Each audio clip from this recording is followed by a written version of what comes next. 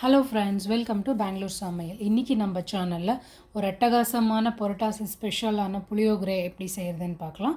இந்த மெத்தடில் ட்ரை பண்ணி பாருங்கள், ரொம்பவே சூப்பர் டேஸ்ட் வரும். கோயிலில் கொடுக்குற மாதிரியே இருக்கும். முதல்ல ஒரு 100 கிராம் அளவுக்கு புளியை எடுத்து நல்லா க்ளீன் பண்ணி வச்சுருக்கேன். நார் இதில் இருக்கிற சீட்ஸ் எல்லாமே எடுத்து நான் க்ளீன் பண்ணி வச்சுருக்கேன். கொஞ்சமாக தண்ணி சேர்த்துக்கிறேன். இதிலையே நான் க்ளீன் பண்ணி வச்ச புளியை சேர்த்து நல்லா கொதிக்க வச்சுக்கிறேன். இப்போ இது நல்லா கொதித்து பாதி அளவுக்கு ஆயிருக்கு. இதை நம்ம தனியாக ஆற வச்சுட்டு இதுலேருந்து நம்ம ஜூஸ் எடுத்துக்கணும். அடுத்தது அடுப்பில் ஒரு கடாய் வச்சு 2 ஸ்பூன் அளவுக்கு எண்ணெய் சேர்த்துருக்கேன். 1/4 ஸ்பூன் கடுகு சேர்த்துக்கிறேன்.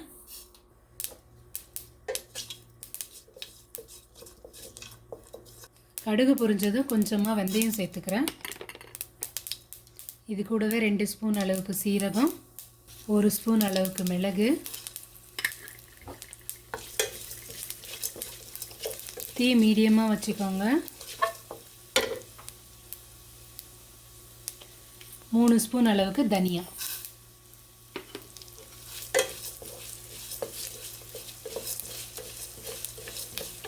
நல்லா வாசனை வர்ற வரைக்கும் வறுத்துக்கணும். இது கூடவே ஒரு 15 அளவுக்கு காஷ்மீரி மிளகாய் சேர்த்துக்கிறேன். ஒரு கொத்து அளவுக்கு கருவேப்பிலை.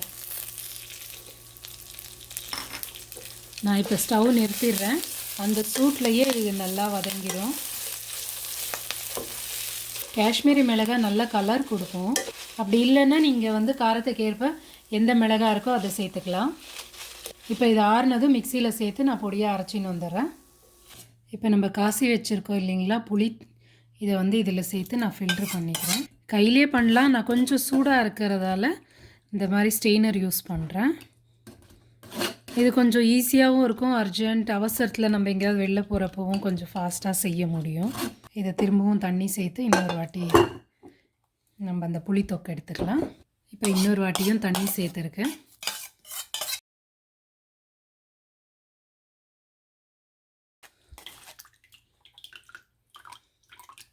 இவ்வளோதான். இப்போ நமக்கு இந்த புளி தண்ணி ரெடியாக இருக்குது. இப்போ நம்ம ஏற்கனவே வறுத்து ஆற வச்சுருக்கோம் இல்லைங்களா, இதையே ஒரு மிக்ஸி ஜாரில் சேர்த்து நான் பொடி பண்ணிடுறேன்.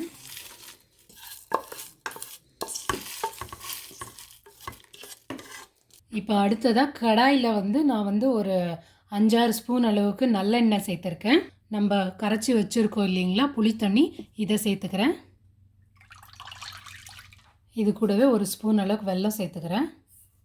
இது நல்லா கொதித்து சுண்டி அப்படியே திக்காக பேஸ்ட் மாதிரி வரணும். அந்த அளவுக்கு இதை நம்ம கொதிக்க வைக்கணும். இது இப்போ நல்லா கொதிக்குது. 1 ஸ்பூன் அளவுக்கு நான் உப்பு சேர்த்துக்கிறேன். உப்பை சேர்த்துட்டு நல்லா கலந்து விட்டுருங்க. இப்போ இந்த தொக்கு நல்லா சுண்டிடுச்சு, எண்ணெயெல்லாம் செப்பரேட் ஆகிருக்கு. இதை இப்போ நம்ம ஆஃப் பண்ணிடலாம். கடைசியாக நம்ம தாளிச்சிடலாம். 4 ஸ்பூன் நல்லெண்ணெய் சேர்த்துருக்கேன். கடுகு பொரிஞ்சதும் 1 ஸ்பூன் அளவு கடலைப்பருப்பு, உளுத்தம்பருப்பு, அப்புறம் கொஞ்சமாக வேர்க்கடலை, கருவேப்பிலை இதெல்லாம் சேர்த்து நல்லா பொன்னிறமாக வறுத்து எடுத்துக்கலாம். இப்போ இதெல்லாம் பொன்னிறமாக ஆகிடுச்சு. நான் ஸ்டவ் ஆஃப் பண்ணிட்டு ஒரு பவுலுக்கு மாற்றி வச்சுக்கிறேன். இப்போது நம்ம ரெடி பண்ணி வச்ச எல்லாத்தையும் சேர்த்து சாதத்தில் கலந்துடலாம். நான் ஒரு 1.5 கப் அளவுக்கு வெள்ளை சாதம் வடித்து வச்சுருக்கேன். இது நம்ம தாளித்து வச்சோம் இல்லைங்களா, அதை சேர்த்துக்கிறேன். இது கூடவே கொஞ்சமாக மஞ்சள் தூள் சேர்த்துக்கிறேன். நம்ம மிளகாய், தனியா, சீரகம்லாம் வறுத்து வச்சு பொடி பண்ணோம் இல்லைங்களா, அந்த பொடி இதுலேருந்து ஒரு 2 ஸ்பூன் சேர்த்துக்கிறேன். கடைசியாக நம்ம காசி வச்ச புளி காய்ச்சல். நான் ஏற்கனவே சாதத்தில் உப்பு போட்டிருக்கேன், அப்புறம் புளி தொக்கில் உப்பு போட்டிருக்கேன். இப்போ எல்லாமே கலந்துட்டு தேவைப்பட்டால் நம்ம சேர்த்துக்கலாம். இந்த பொடியும் அப்புறம் தொக்கு இது ரெண்டுமே நம்ம செஞ்சு ஃப்ரிட்ஜில் வச்சுக்கலாம். 1 மாதம் ஆனால் கூட கெடாது.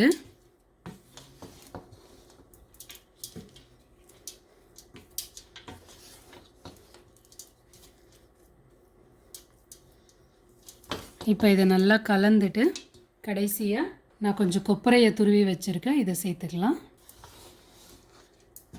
இவ்வளோதான் நம்மளோட புளியோகரை இப்போ அட்டகாசமாக ரெடி ஆகிடுச்சு. கலர் பாருங்கள், சும்மா அப்படியே சூப்பராக இருக்குது. அடுத்தது நம்ம புளியோகரைக்கு தொட்டுக்க சூப்பரான ஒரு வடை, கலந்த வடை, பருப்புக்கு ரெண்டுமே மிக்ஸ் பண்ணி கலந்த வடை செய்ய போகிறோம். அது எப்படின்னு பார்த்துடலாம். இங்கே பாருங்கள், நான் வந்து ஒரு அரை கப் அளவுக்கு கடலைப்பருப்பு, அரை கப் அளவுக்கு உளுத்தம்பருப்பு ரெண்டுமே ஈக்குவலாக எடுத்து கழுவி ஒரு 2 மணி நேரம் கிட்ட ஊற வச்சுருக்கேன். இப்போ இதை நம்ம அரைச்சிக்கணும். முதல்ல 4 பச்சை மிளகாய் சேர்த்துக்கிறேன். அடுத்ததாக ஒரு அரை ஸ்பூன் அளவுக்கு சோம்பு. இதை ஃபஸ்ட்டு நான் வந்து கிரைண்ட் பண்ணின்னு வந்துடுறேன். இப்போ இது அரைச்சி ரெடியாக இருக்குது. இப்படி அரைச்சிட்டா நமக்கு என்ன ஒரு பெனிஃபிட்னா, குழந்தைங்கள்லாம் வந்து நடுவில் சாப்பிட்றப்போ மிளகா இருக்கா என்னன்னு கேட்டு, இல்லை தெரியாமல் சாப்பிட்டு காரமாகுது அந்த மாதிரி எல்லாம் அவங்களுக்கு கஷ்டமாக இருக்காது. அதனால தான் நான் வந்து எப்பயுமே அரைச்சிருவேன். இப்போ நான் வந்து ஊற வச்ச பருப்பை சேர்த்துக்கிறேன். வடைக்கு தேவையான அளவுக்கு உப்பு சேர்த்துக்கிறேன். இதையும் கொரன்னு தான் அரைக்கணும், தண்ணி சேர்க்கக்கூடாது.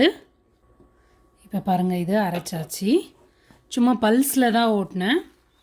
இந்த மாதிரி கொரன்னு இருந்தால் தான் வடை சுட்டால் நமக்கு வந்து நல்லா கிறிஸ்பாக இருக்கும். ரொம்ப உளுந்து வடை மாதிரியெல்லாம் அரைக்கக்கூடாது. இது ரெடியாக இருக்குது. இதே மாதிரி நான் மீதி இருக்கிறதையும் அரைச்சின்னு வந்துடுறேன். இதுக்கு சேர்க்கறதுக்கு சின்னதாக ஒரு வெங்காயம், கொத்தமல்லி, கருவேப்பிலை, புதினா இருந்தால் கூட சேர்த்துக்கலாம். இதெல்லாம் சேர்த்து நான் பொடியாக நறுக்கி வச்சுருக்கேன். அதை சேர்த்து இப்போ கலந்துக்கிறேன். நம்ம ஏற்கனவே அரைக்கிறப்போ உப்பு சேர்த்துருக்கோம். தேவைப்பட்டால் இப்போ சேர்த்துக்கலாம். எனக்கு சரியாக இருக்குது. இப்போ மாவு ரெடியாக இருக்குது. நம்ம வடை சுட ஆரம்பிச்சிடலாம். இங்கே ஒரு கிண்ணத்தில் தண்ணி வச்சுக்கிறேன். இங்கே நம்ம ப்ரிப்பேர் பண்ணி வச்ச மாவு இருக்குது. இப்போ அடுப்பில் ஒரு கடாய் வச்சு பொரிக்க தேவையான அளவுக்கு எண்ணெய் ஊற்றி நான் சூடு பண்ணியிருக்கேன். எண்ணெய் காஞ்சதும் இப்படி கையில் நான் தண்ணி தொட்டுக்கிறேன். தண்ணி தொட்டுன்னு இப்படி ஒரு உருண்டை மாவு எடுத்துறேன். நல்லா மெலிசாக போட்டிங்கன்னா நல்லா கிறிஸ்பாக வரும். இதை தட்டிட்டு இப்படி எடுத்துக்கின்னு இதே மாதிரி ஒன்று ஒன்றா எல்லாமே நம்ம போட்டு எடுத்துக்கலாம். நல்லா பொன்னிறமாக மாறணும். அது வரைக்கும் நல்லா வேக வைக்கணும். அப்போ தான் நல்லா மொறுமொறுப்பாக இருக்கும்.